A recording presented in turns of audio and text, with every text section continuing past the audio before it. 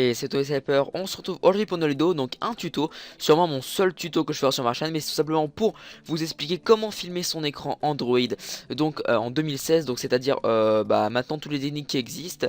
Donc je ne fais pas ça pour les vues, hein, si jamais vous vous demandez ça, parce que il y a certains tutos qui font des centaines de milliers de vues. Moi je ne fais pas ça pour les vues, je fais ça vraiment pour aider les gens, parce que à l'époque je savais pas vraiment comment filmer mon écran, et je trouvais il y avait plein de vidéos qui expliquaient, mais c'était surtout des vidéos qui expliquaient un logiciel à chaque fois. Alors que moi je vais pas vraiment expliquer des logiciels, je vais surtout expliquer comment filmer son écran Android. Donc toutes les méthodes possibles, donc en fonction des versions d'Android ou alors des budgets de chacun. Voilà, parce que certaines méthodes sont payantes et d'autres sont gratuites. Donc voilà. Et donc si jamais vous voulez vous lancer ou quelqu'un de votre famille ou un de vos amis veut se lancer sur les vidéos Android, n'hésitez surtout pas à lui montrer ce tuto. Je pense que ça pourra vraiment l'aider. Et donc voilà, donc on va se retrouver tout de suite pour la première façon de filmer son Android. Allez, à tout de suite. Donc la première méthode est la plus courante et la plus utilisée, c'est les applications donc gratuites ou payantes. La plupart sont gratuites, mais attention, vous devez d'abord vérifier la version de votre Android pour faire ça. Donc c'est tout simple, vous êtes dans les paramètres à propos de l'appareil et vous regardez la version. Donc je vous mets une petite vidéo pour vous expliquer. Et donc il existe vraiment donc entre la 5 points, ça a vraiment changé Android, parce que moins de 5 points, c'est vraiment très dur d'avoir une bonne application pour filmer son écran. Et à partir de 5 points, 5.0 excusez-moi, à partir de 5.0 on a eu donc Android Lollipop, et là on a plein d'applications.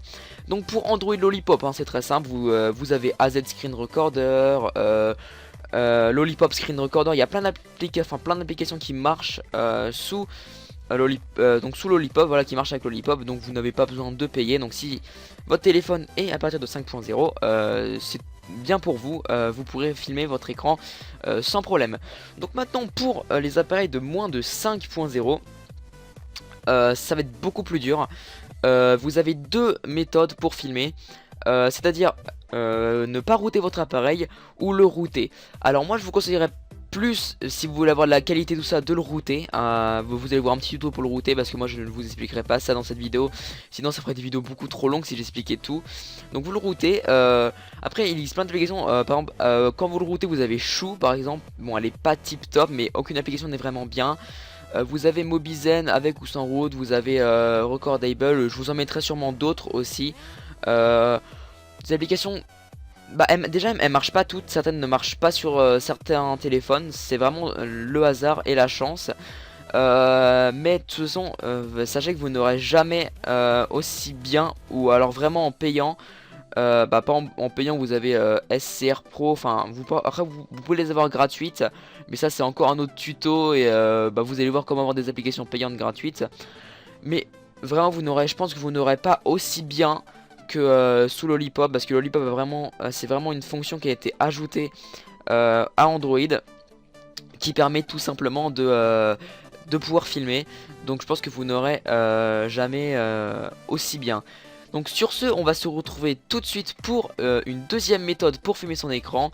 Allez, à tout de suite. Donc on se retrouve maintenant avec la deuxième méthode un petit peu spéciale, parce qu'elle est gratuite et payante, ça dépend des logiciels. Alors c'est tout simplement d'afficher l'écran de son Android sur un PC et de filmer avec un logiciel gratuit. Enfin, pour filmer les écrans sur PC c'est beaucoup plus facile, il y a plein de logiciels qui existent et plein de logiciels faciles à avoir. Donc c'est peut être une méthode qui marche si on a un bon logiciel. Alors certains logiciels sont payants, type Reflector, bon vous pouvez le craquer hein, mais bon je vous laisse aller voir des vidéos.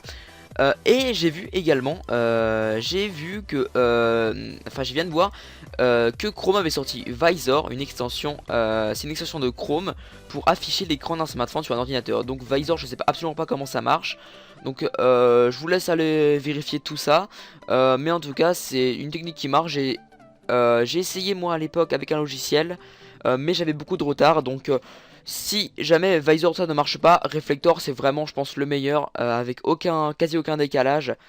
Donc Visor est une bonne technique.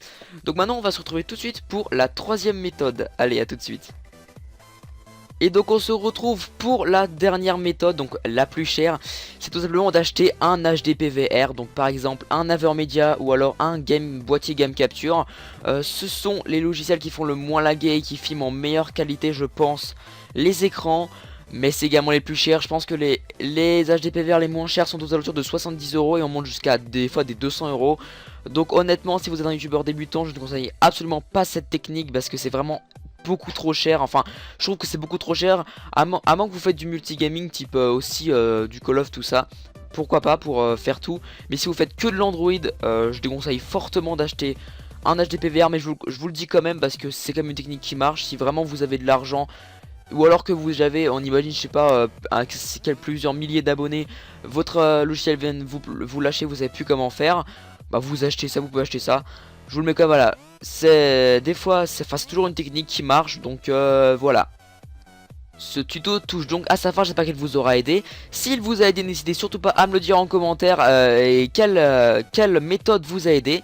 Donc n'hésitez absolument pas également à partager cette vidéo avec votre entourage, enfin vos amis ou alors je sais pas sur Facebook, Twitter.